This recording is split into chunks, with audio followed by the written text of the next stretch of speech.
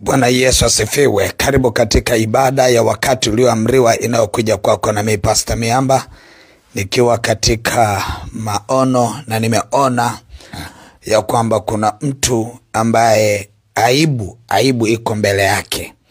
Na Roho Bwana kaniambia nishughulike kama kuhani na aibu iliyo mbele ya mtu. Na wewe ambaye unanisikia, kuna mtu mmoja unanisikia na unajua kuna mazingira ambayo unaiona aibu mbele yako, lakini mkono wa Bwana upo tayari kuiondoa hiyo aibu yako. Na nitaenda kuomba na utaona, utashuhudia kile Mungu anachoenda kukifanya, anachokiondoa machoni pako. Kabla sijaeleza aibu ni nini katika ulimwengu wa roho, ama tunaposoma maandiko tunapoona kitu kinaitwa aibu, lakini kabla sijaenda huko nisome katika kitabu cha Isaya sura ya 54 na ule mstari wa 4. Maandiko yanasema, usiogope maana hutatahayarika, wala usifadhaike maana hutaaibishwa, kwa kuwa utaisahau aibu ya ujana wako, pia mashutumu ya ujane wako hutayakumbuka tena. Anaongelea kwa habari ya aibu ya ujana wako, anaeleza aibu. Na Mungu anatuhakikishia katika maandiko ya kwamba tusiogope, kwa sababu ijapokuwa kuna dalili ya kutahayarika ama ya kuaibika, hautatahayarika. Ijapokuwa kuna dalili ya kufadhaika, hautafadhaika. Maana Bwana anaenda kuiondoa hiyo aibu iliyo mbele yako. Na tunajua aibu inakuja kwa njia nyingi. Aibu inaweza kaja kwa njia ya madeni. Aibu inaweza kaja ile tu kwamba unadaiwa. Hata kama uko kimya unadaiwa, kibiblia hiyo ni aibu. Sio mpaka ile madeni yajulikane kwa kila mtu. Hata kama kimya unadaiwa, hiyo ni aibu. Katika ulimwengu wa roho tunaishughulikia aibu. Lakini pia hata magonjwa ni aibu. Hata kama unaumwa kimya unatembea uko kimya namna hii, haumwambii mtu na unaugulia mwenyewe ndani kwa ndani, unaumwa, hiyo ni aibu. Sasa ina utofauti kidogo na ile aibu iliyozoeleka, kwamba kitu kama kikiwa siri yako sio aibu, kitoka nje kwa watu ndio aibu. Lakini tunaposoma maandiko, maana yake inazidi ya hapo, kwamba hata kisipotoka nje, bado kinachoendelea kisicho sawa ndani yako ni aibu. Kuumwa, magonjwa yanaangaliwa kama aibu. Hofu inaangaliwa kama aibu.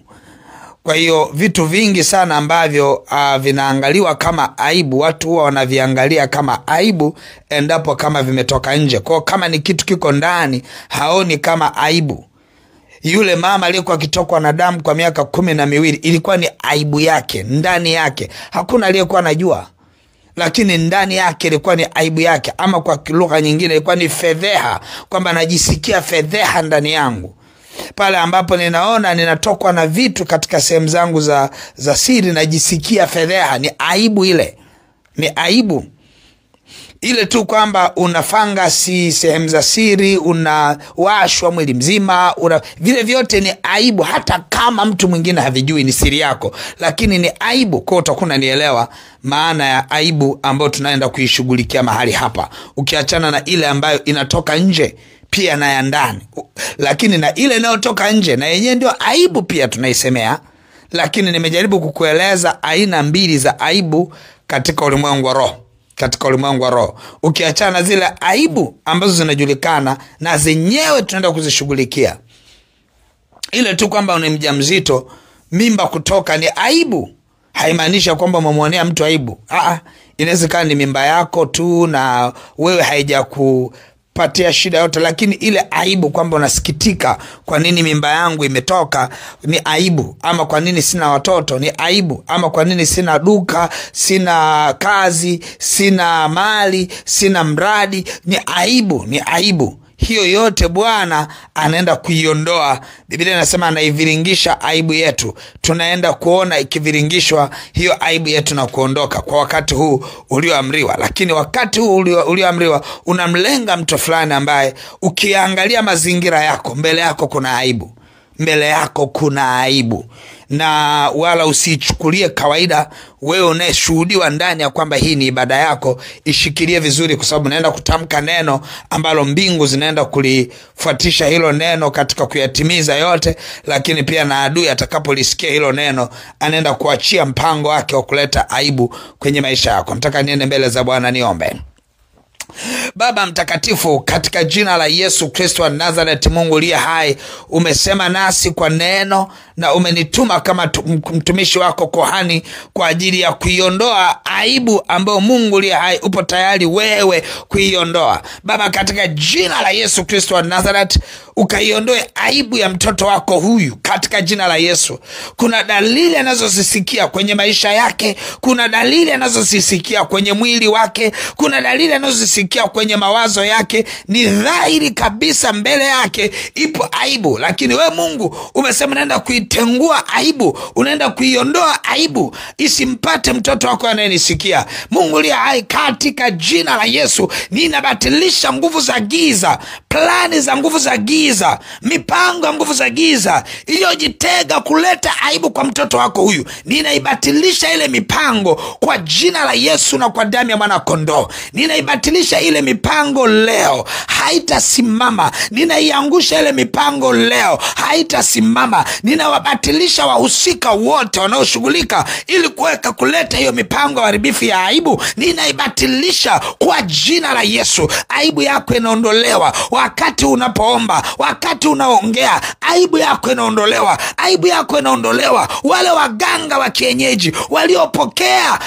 sadaka za kichawi kuleta aibu, yale maimbilizio ya kichawi yaliyoimbiliziwa juu ya jina lako kukuletea aibu, vyote vinabatilika kwa jina la Yesu na kwa damu ya mwana kondoo. Wote waliohusika, walioondoka, waliologa, walioenda kusema maneno hayo ya kwamba huyu mtu aibu imkute, mipango yote, sadaka za mizimu, sadaka za kichawi zote zilizotolewa ili kuileta aibu ikufikie, ninabatilisha hiyo aibu. Ninaibatilisha hizo aibu, ninazifuta katika ulimwengu wa roho, ninazifuta kwenye ramani katika ulimwengu wa roho. Ninafuta network zote kwa jina la Yesu Kristo wa Nazareth. Mungu uliye hai, mipango inaharibika na aibu haitathibitika tena kwako katika jina la Yesu Kristo wa Nazareth. Mungu uliye hai, Baba, asante kwa maana unaifuta aibu ya watoto wako, unaifuta aibu ya mtoto wako huyu, ile aibu ya kutokuzaa, ile aibu ya kutokushika mimba, ile aibu ya kupoteza watoto wakati wa kujifungua, ile aibu unaenda kuiondoa, ile aibu ya magonjwa, ile aibu ya madeni, ile aibu ya kutokustawi, ile aibu ya kutofanya jambo lolote hata likafanikiwa. Aibu iwayo yote ninaifuta ile aibu katika jina la Yesu. Aibu ya mauti ninaifuta kwa jina la Yesu Kristo wa Nazareth. Roho za mauti zinazotaka kuleta aibu za mauti, vifo vya ghafla, ninafuta katika ulimwengu wa roho. Havitatokea kwako wala kwa watoto wako wala kwa nyumba yako wala kwa mwenza wako wala kwa ndugu zako. Kwa jina la Yesu ninaifuta hiyo aibu, haitasikikana kwako katika jina la Yesu. Ninatangaza ushindi, aibu haitaonekana. Roho Mtakatifu, asante kwa maana mafuta yako yanaifuta aibu ya mtoto wako huyu, na mtoto wako huyu yuko salama, mtoto wako huyu yuko na amani, mtoto wako huyu yuko na ushindi. Aibu haitamuona kwa jina la Yesu Kristo wa Nazareth. Mungu uliye hai, Baba, asante kwa rehema na neema. Sifa na heshima vyote ni vya kwako, ni katika jina la Yesu Kristo wa Nazareth, amen. Ninaomba uyasikilize maelekezo haya ya Roho Mtakatifu. Ikiwa ndani yako unaona hii ibada ni ya kwako, halafu ndani unasemeshwa utoe sadaka, pambana mpaka utoe sadaka. Pambana mpaka utoe sadaka. Ni sadaka ya maelekezo hii.